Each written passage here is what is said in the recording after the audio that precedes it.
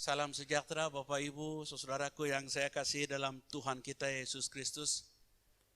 Pertama-tama saya menyampaikan terima kasih untuk kesempatan sebagai penghargaan yang diberikan kepada saya menyampaikan firman Tuhan kepada hamba-hambanya pada kesempatan kegiatan ini.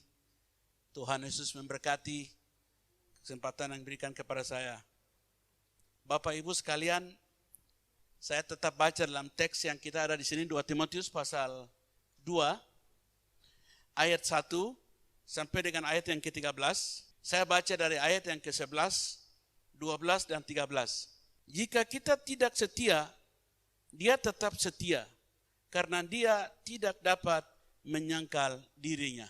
Dari ayat sebelumnya dan kesimpulan sebagai ayat yang terakhir untuk dia berbicara bahwa itu ketuhanan Allah, bagaimana kesetiaan dia untuk kepada kita walaupun seringkali kita jatuh bangun, walaupun seringkali kami lakukan sesuatu yang tidak menyenangkan hati dia, tetapi dia lakukan sesuatu hal yang luar biasa. Jadi hari ini kita akan belajar bersama-sama bagaimana kesuksesan di dalam pekerjaan Tuhan. Kita tahu latar belakang Timotius bagaimana seorang pemalu, seorang yang tidak berani bicara. Seringkali dengan Paulus bersama-sama mereka pergi melayani di daerah mana saja. Mungkin saat-saat tertentu waktu Paulus duduk mau berbicara, Timotius sebenarnya dia selalu sembunyi di belakang. Di belakangnya dia tidak pernah duduk di depan Paulus, tapi dia selalu duduk di belakang Paulus. Karena dia takut jangan sampai saya ditunjuk untuk pimpin doa. Ini orang yang pemalu luar biasa. Tapi mengapa nama Timotius seorang pemalu itu kok bisa ada nama dalam Alkitab? Dan lebih banyak orang di dunia ini belajar dari orang penakut ini. Karena Tuhan yang melakukan sesuatu yang luar biasa. Dan saudaraku yang dikasih oleh Tuhan, kesuksesan Rasul Paulus dan kesuksesan Timotius adalah kesuksesan gereja Tuhan. Di zaman ini. Ada 3 poin yang kita akan belajar bersama-sama untuk pada malam hari ini. Yang pertama yang kita lihat di sini bersama-sama yaitu doa. Bagaimana kita berbicara bahwa kita ini adalah gereja. Bagaimana kita mau berbicara tentang program gereja. Bagaimana kita berbicara tentang visi Tuhan. Bagaimana kita berbicara tentang masa depan gereja. Sementara tidak ada orang yang berdoa. Bagaimana kita berbicara tentang membangun gedung. Tidak ada orang yang berdoa. Bagaimana kita berbicara tentang departemen. Kan tidak ada orang yang berdoa. Banyak gereja Tuhan yang gagal. Oleh karena banyak pemilihan yang terjadi. Ketua pemuda kita bisa pilih dalam gereja. Gembala kita bisa pilih dalam gereja. Pimpinan organisasi kita selalu pilih dalam gereja. Tapi kita selalu lupa. Iblis mengacaukan kita di dalam suatu organisasi adalah pendoa-pendoa syafaat selalu diabaikan di dalam gereja Tuhan. Saudaraku yang dikasihi oleh Tuhan. Gereja kita bisa sukses atau tidak.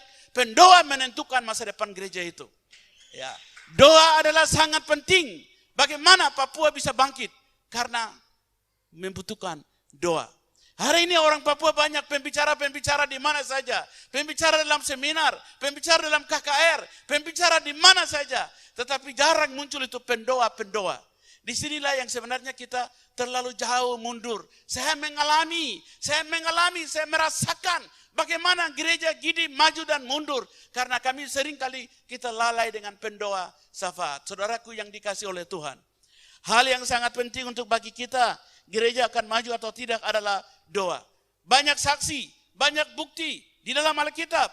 Bagaimana Petrus berkhotbah, 3.000 orang bertobat di Yerusalem, 5.000 orang bertobat di Yerusalem. Bukan karena Petrus yang hebat, bukan karena Petrus dipakai oleh Tuhan luar biasa, tetapi ada orang yang berdoa, ada orang yang berlutut, ada orang yang menyembah, ada orang yang memberikan nyawanya, hidupnya, waktunya untuk Tuhan.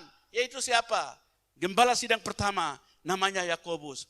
Saudaraku yang dikasihi Tuhan, Yakobus begitu meninggal.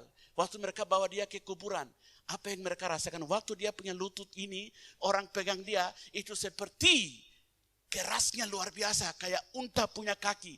Mengapa? Karena gembala sidang pertama di Yerusalem, namanya Yakobus, tiap hari berlutut, berdoa.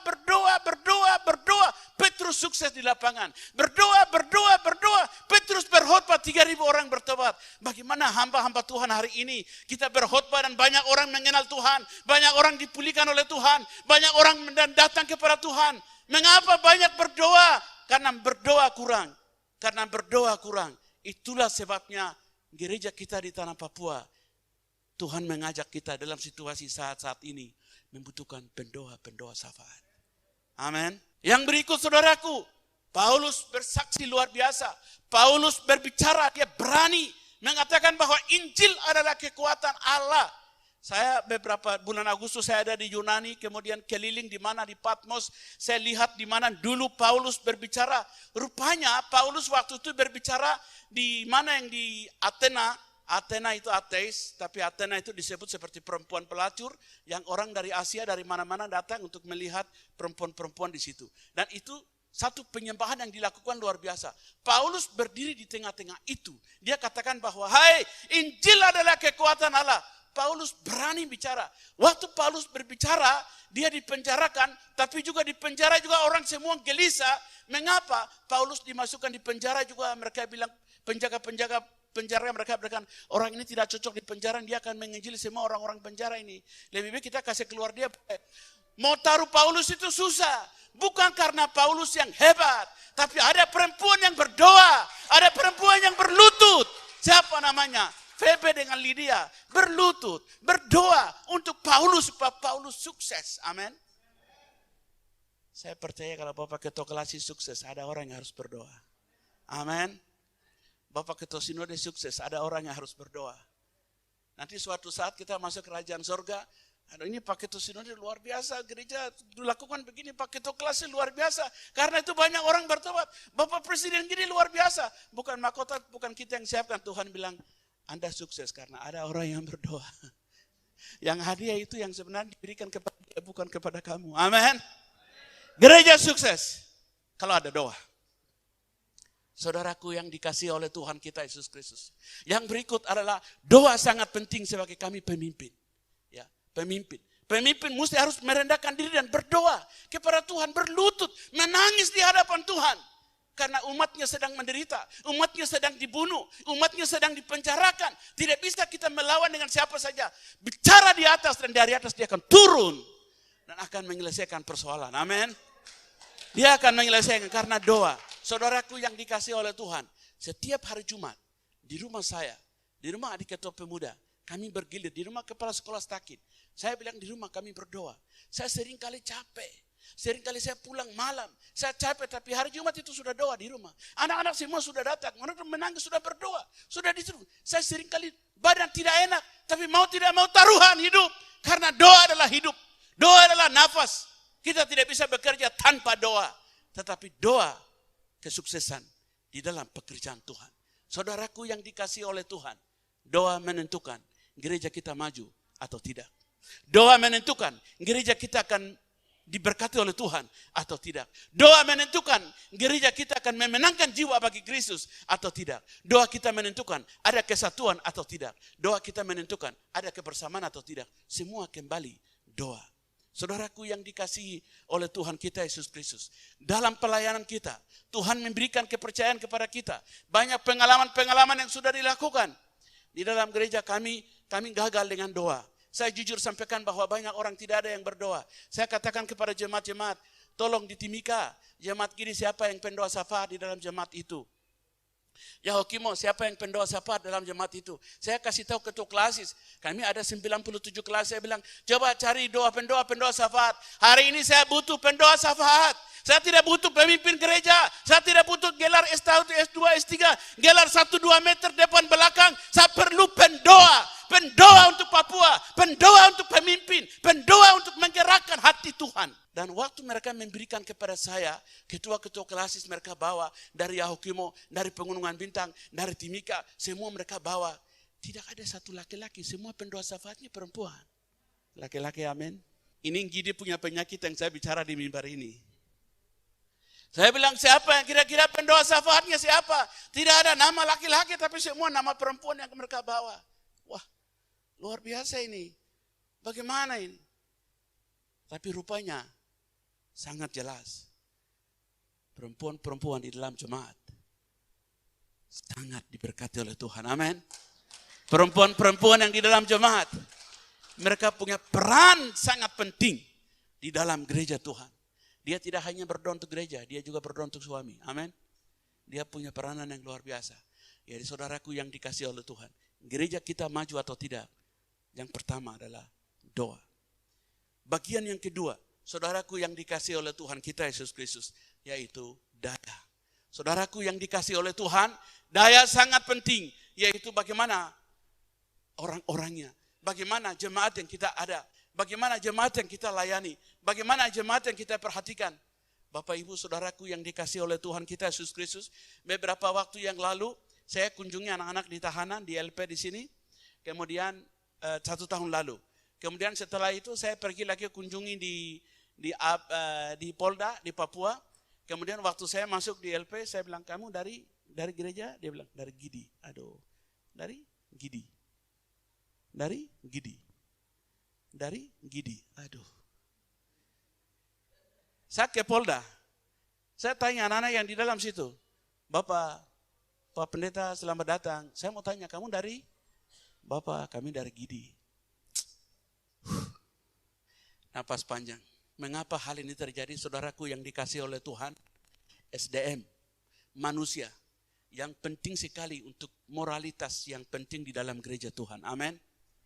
SDM itu berbicara tentang tenaga.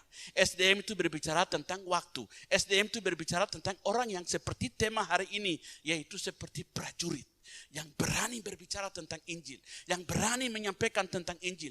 Ada orang yang harus berkhotbah di pasar, ada orang yang berkhotbah di pesisir pantai, ada orang yang berbicara dari AB Pantai sampai dengan di Besi. Setiap hari Minggu kita semua berkhotbah di gereja, tapi di pinggir-pinggir yang lain tidak pernah ada yang berkhotbah. Saya hari ini selalu menyesal karena ada satu hamba Tuhan yang berani berkhotbah di pasar-pasar, itu hanya almarhum Penina Kayame. Kami Papua kehilangan dia. Saudaraku yang dikasihi oleh Tuhan, saya selalu berpikir tentang dia. Tuhan, siapa lagi akan munculkan seperti dia untuk berani berkhotbah di pasar? Kami pendeta-pendeta pakai jas tidak bisa untuk berkhotbah di situ, tapi ada SDM yang Tuhan siapkan, ada orang-orang yang Tuhan siapkan, ada perempuan-perempuan yang Tuhan siapkan, ada anak-anak laki-laki yang Tuhan siapkan, yang memberitakan Injil. Saudaraku yang saya kasihi dalam Tuhan kita Yesus Kristus, sangatlah yang penting. SDM itu berbicara tentang bagaimana dukungan gereja, dukungan membawa persembahan, bagaimana dia memberikan sesuatu. Tapi orang Papua hari ini untuk tidak pernah memberikan sesuatu kepada Tuhan, tetapi dia bisa memberikan kepada Tuhan saat ada politik. Dia memberikan kepada Tuhan saat ada maju DPR atau maju bupati. Saya bilang itu matematika tidak ada di dalam mata Tuhan. Amin. Karena Alkitab sudah jelas. Alkitab mengatakan yang berkenan di hati Tuhanlah orang ibu janda yang memberikan kepada dia dari kekurangan. Saudara-saudara dan saya yang ada di sini, orang-orang Papua yang punya kedudukan di mana-mana. Saat Anda sebagai pejabat berbawa uang ke gereja, tidak ada nilai semacam di sorga. Saya selalu kasih tahu jemaat gini begitu. Tapi saat saudara tidak ada jabatan, bawa uang miliaran taruh di gereja, Tuhan cacat. Amin. Tuhan menulisnya. Karena itulah yang berkenan di hati Tuhan. Saya selalu katakan kepada Papua ini, kami gereja-gereja di tanah Papua ini tidak perlu untuk orang lain, tapi cukup satu kabupaten saja cukup. Ada kabupaten yang dia berjuang, dia bilang, saya akan berjuang kabupaten ini, saya akan berjuang provinsi ini. Tidak ada lain-lain, hanya untuk Tuhan. Tidak ada. Saya bilang di negara, di dunia di mana saya tanya di Amerika, mungkin Pak Markus ini selalu ke Amerika, dia tahu mungkin. Tapi orang Amerika merdeka tujuannya untuk apa? Bapak Ibu tahu? Orang Amerika merdeka hanya satu saja. Dia merdeka supaya untuk bangsa Israel. Karena itu kami pergi ke Amerika, kami pergi ke Yerusalem, masuk ke Yerusalem di hotel kah di mana saja, bendera Amerika dengan bendera Israel seperti ini, baru ada tulisan di atas di situ. Mereka tulis, Israel jangan takut, Amerika ada di belakang. Luar biasa. Ya. Dia bilang, Israel jangan takut, Amerika ada di belakang. Setelah kita pergi ke Amerika, kemudian di hotel kah, di mana saja, di restoran, di toko, bendera juga sama seperti ini. Baru mereka tulis di situ, dia bilang apa? Amerika jangan takut, Israel ada di belakang. Mengapa? Karena memang dia berjuang untuk itu. Amerika hari ini disebut polisi dunia. Amerika disebut karena negara adik kuasa. Mengapa nama itu terus terkenal di mana-mana? Amerika punya kebijakan dunia yang negara banyak juga kacau sekali. Karena dia katakan, aku dirikan negara untuk Tuhan, yaitu Israel. Amin. Tapi bukan hanya itu saja. Nelson Mandela, Desmond Tutu, dia berbicara, dia mendorong, hai kok maju. Kenapa dia lakukan? Tapi Nelson Mandela katakan, apa yang terjadi? Karena dulu, kebudayaan dulu orang Eropa, mereka katakan bahwa di dunia ini hanya dua orang. Di dunia ini hanya dua nama, yaitu Tuhan dan budak. Apa itu Tuhan dan budak? Kalau kulit putih berarti itu Tuhan. Kalau kulit hitam berarti itu budak. Jadi dia yang budak tidak boleh jadi Tuhan. Budak tetap budak. Tukang sapu tetap tukang sapu. Jaga di luar, jaga di luar. Tidak bisa duduk di dalam. Tidak bisa duduk di tempat-tempat yang terpenting. Apalagi kursi yang tempat duduk untuk mereka bikin saja. Orang hitam bukan tempat duduk, tidak boleh orang hitam duduk. Itulah sebabnya Nelson Mandela dia berjuang. Dia bilang dia berjuang.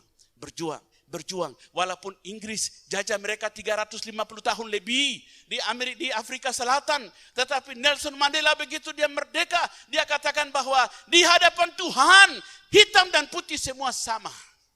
Amin. Di hadapan Tuhan, hitam dan putih semua sama. Tidak ada perbedaan, semua sama. Kejadian 1 ayat 26. Aku menciptakan kau menurut gambar dan rupa Tuhan. Amin. Dia bilang katakan bahwa sama. Itu berarti mungkin dua negara ini sudah jelas. Tapi pertanyaannya orang Papua berjuang untuk apa? Hari ini Bapak mau sampaikan bahwa tidak ada orang yang berjuang untuk Tuhan. Semua berjuang hanya untuk perut. Semua berjuang untuk hanya negeri. Semua berjuang hanya untuk tanah. Semua berjuang untuk hanya emas. Semua berjuang untuk kekayaan. Tetapi tidak ada berjuang untuk Tuhan. Tidak ada berjuang, saya lakukan ini untuk Tuhan. Saya berjuang untuk Tuhan. SDM yang Tuhan kasih, kepintaran yang Tuhan kasih, hikmat yang Tuhan kasih. Saya berjuang untuk Tuhan. Supaya orang mengenal siapa engkau. Supaya orang tahu siapa engkau. Amin. Gereja harus jadi berkat. Gereja harus jadi teladan. Gereja harus mempersiapkan SDM orang-orangnya hebat untuk memberitakan Injil. Saudaraku yang dikasih oleh Tuhan. Supaya anggota jemaat yang lihat mana gembala, mana majelis, mana anggota jemaat, semua sama. Karena SDM-nya yang sudah disiapkan. Amin. Saya pernah gembala di Wamena. Hampir 20 tahun lebih. Satu kali saya punya majelis, namanya Bapak Taime. Dia kasih keluar itu, kolekte di itu dia kasih keluar, dia ambil kasih keluar begini, tidak ada 1.000, tidak ada 100.000, tidak ada 5.000 juga tidak ada, semua 1.000, 2.000, 1.000, 2.000. Dia bawa naik di sini waktu dia sampai ke pengumuman dia kasih robek itu uang semua. Kemudian majelis semua marah karena dia kasih robek uang. Terus dia bilang, kamu naik becak kasih uang 1.000, dia mau terima? Naik becak saya tidak bisa kasih uang 1.000 bukan? Hampir 20.000 kita kasih di Wamena itu. Tapi kok di gereja berani sekali taruh uang 1.000. Bapak Ibu dikasih oleh Tuhan. Bagaimana jemaat itu SDM-nya maju atau tidak? Bapak Gembala, Bapak Ketua Klasis, nanti satu kali masuk gereja di mana saja kunjungan, nanti ke situ bilang, persembahan kamu kasih keluar dulu, saya mau lihat. Kalau di situ semua 1.000 keluar, itu buktinya bahwa jemaat ini tidak bertumbuh. Kita bisa tahu, kita bisa ukur dari pemberian mereka. Kita bisa tahu dari pengorbanan mereka. Kita bisa tahu dari hati mereka. Kita bisa tahu dari apa yang mereka lakukan. Kalau ada ipar yang datang 1.000 rupiah juga tidak bisa keluar. Ya cari-cari. Ini bagaimana begitu ada. Tapi orang yang di atas memberikan sesuatu. Sebenarnya kita tampar muka kepada dia. Kita malu. Kita memberikan uang 1.000 rupiah itu kita malu. Tapi Bapak Ibu yang dikasih Tuhan. Kembali ke SDM. Bagaimana mengenal akan Tuhan. Pengenalan akan Tuhan. Ini hal yang sangat penting. Karena itu di gereja penting. Kesuksesan yang terjadi. Pemuridan. Pembinaan. Di dalam jemaat. Beberapa waktu yang lalu di dalam pengamatan STT Gidi saya sampaikan kepada mereka begini. Kepada anak-anakku yang kamu tamat hari ini. Semua hamba Tuhan di dalam gereja Gidi tidak salah. Semua jadi pendeta tidak salah. Kamu sekolah Alkitab tidak salah. Ambil keputusan jadi hamba Tuhan tidak salah. Tapi kenapa anggota jemaat Gidi kok banyak orang yang mabuk? Kenapa banyak anggota jemaat Gidi kok banyak orang yang kelabut di luar tidak mau masuk gereja? Kita bicara berteriak juga dia tidak mau dengar.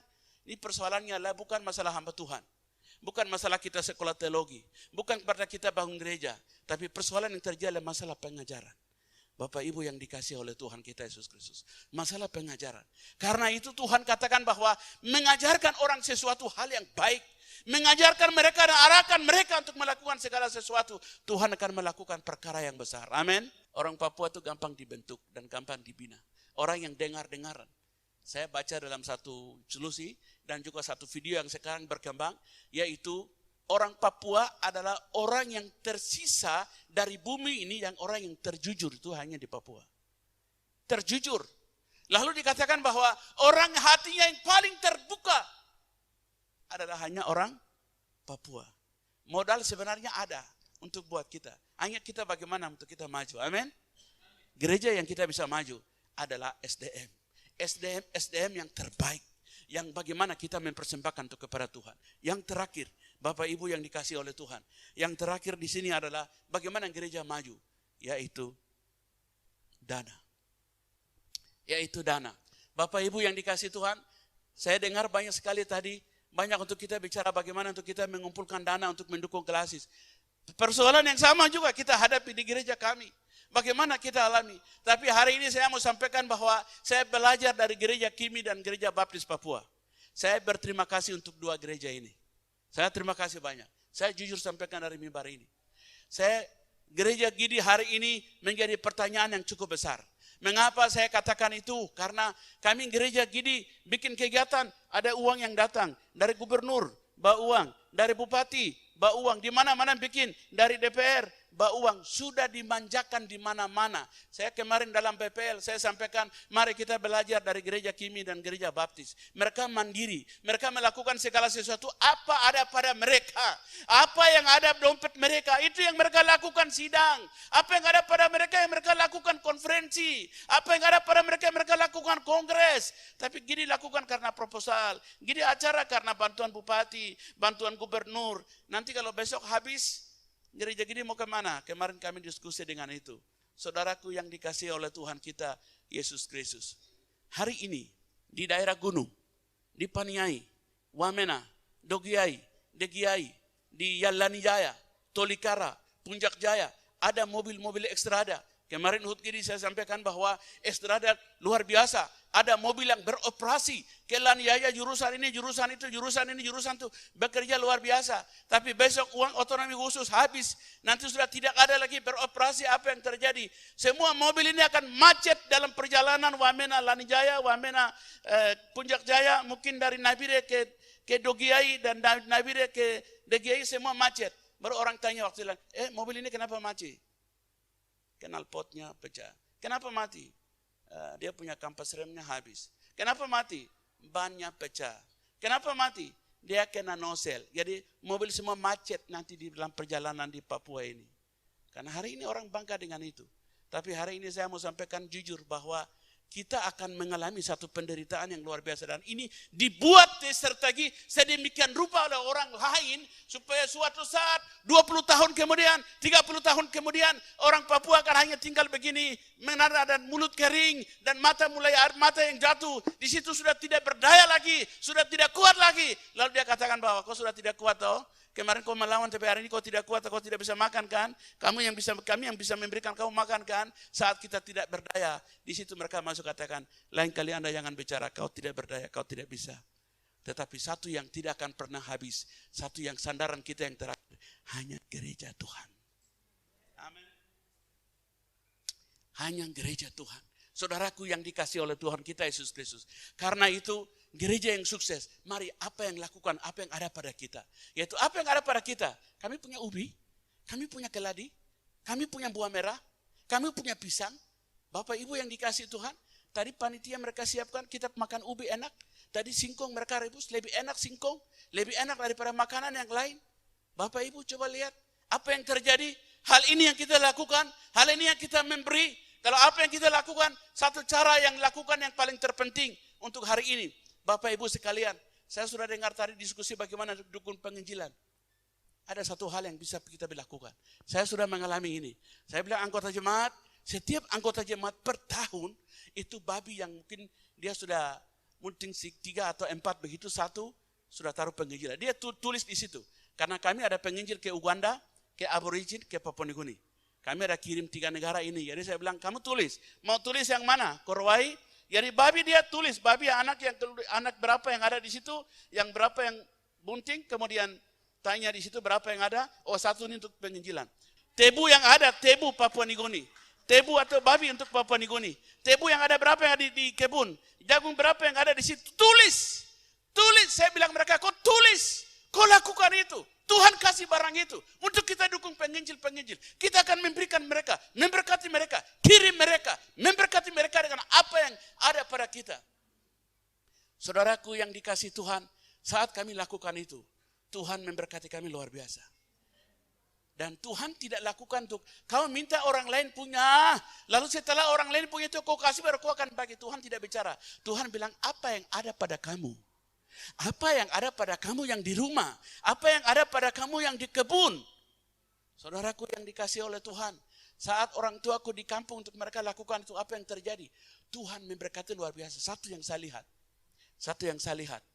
Babi, saya orang Wamena.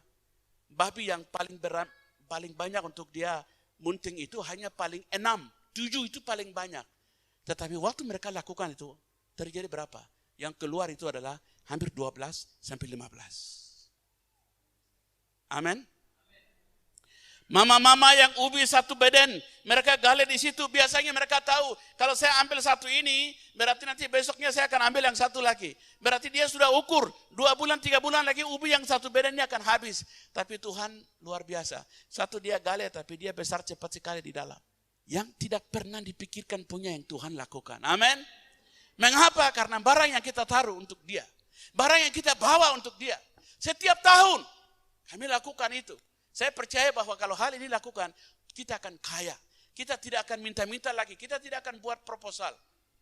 Bapak, Ibu, Saudaraku yang dikasih oleh Tuhan. Kami gereja gini punya penginjil. Ini penginjil. 761 orang. Yang melayani di luar negeri, di dalam negeri, dan juga di Papua.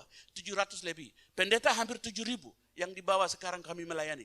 Ini penginjil. Kami memberikan mereka gaji. Setiap tanggal 12 HUT Gidi, bawa semua persembahan. Hari ini HUT Gidi 12 Februari kemarin. Puji Tuhan, kami hampir mendapatkan 4 miliar lebih. Hanya hasil persembahan. Amin. Hasil persembahan. Dan saya tanya, apakah waktu HUT Gidi itu ada bupati-bupati, ada kader-kader yang mereka sumbang? Bapak, waktu HUT Gidi semua bupati tidak ada di tempat. Ini semua hasil bumi yang lakukan. Puji Tuhan, itu ukuran. Waktu kamu memberikan hasil bumi, babi mereka kasih, jual juga hari ini habis, mereka bawa persembahan. Saya bilang pendeta tidak makan tidak apa-apa, yang penting penginjil-penginjil tidak boleh tidak makan. Karena gereja berkembang karena penginjil-penginjil yang mereka lakukan. Amin. Penginjil-penginjil yang mereka lakukan kegiatan. Penginjil-penginjil yang mereka ada ujung tombak. Taruh nyawa mereka untuk mereka pergi memberitakan Injil. Karena itu perlu dukung mereka. Saudaraku yang saya kasihi dalam Tuhan kita Yesus Kristus. Sangat penting untuk operak-abrik untuk kita lakukan ini. Ada 3 poin yang gereja sukses.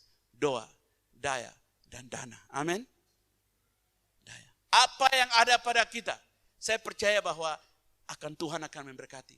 Tadi saya dengar ada komunitas kader-kader, ada yang 20.000, ada yang 50.000. Berapa yang orang yang ada, kamu lakukan, Tuhan lihat. Amin. Kamu bertindak, Tuhan akan memberkati.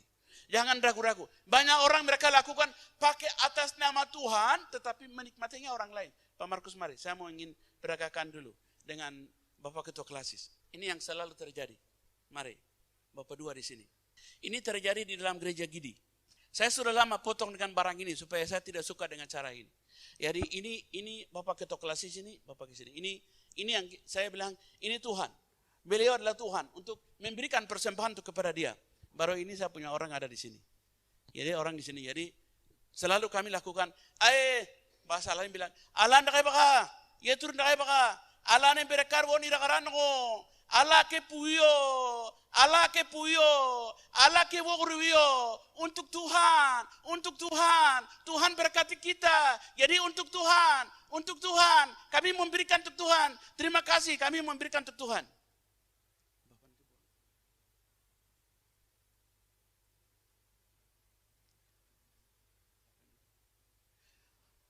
Bapak sudah lihat ya? Saya bicara berteriak untuk Tuhan, untuk Tuhan, untuk Tuhan. Uang untuk Tuhan, makanan untuk Tuhan, gereja untuk Tuhan, jemaat untuk Tuhan, semuanya untuk Tuhan. Tapi yang sebenarnya yang saya berikan kepada orang saya sendiri. Atau keluarga saya sendiri. Yang sebenarnya saya sendiri menikmati. Tuhan hanya nama saja yang kita angkat-angkat. Bapak, Ibu, Saudara sekalian. Ini penyakit yang ada di dalam gereja Gidi yang saya sampaikan. Karena Gidi Kimi dan Baptis soalnya sama jadi. Soalnya kita semua dari satu produk, jadi amin. Kalau 3 poin ini yang dilakukan oleh jemaat, pasti Tuhan akan memberkati, amin. Dompetmu akan diberkati, pekerjaanmu akan diberkati, keluargamu akan diberkati, dapurmu akan diberkati, kandangmu akan diberkati, masa depanmu akan diberkati, pekerjaanmu akan diberkati, umur panjang akan diberkati, semuanya akan diberkati. Hanya 3 kunci. Hanya 3 kunci, yaitu doa, daya, dan dana. Pasti Tuhan akan memberkati. Terima kasih, selamat malam.